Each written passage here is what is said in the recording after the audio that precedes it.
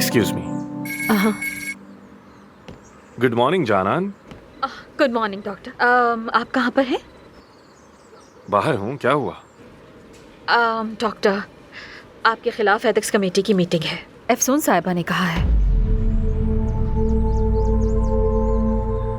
मैं एक घोड़ा लेकर जा रहा हूँ। ठीक है।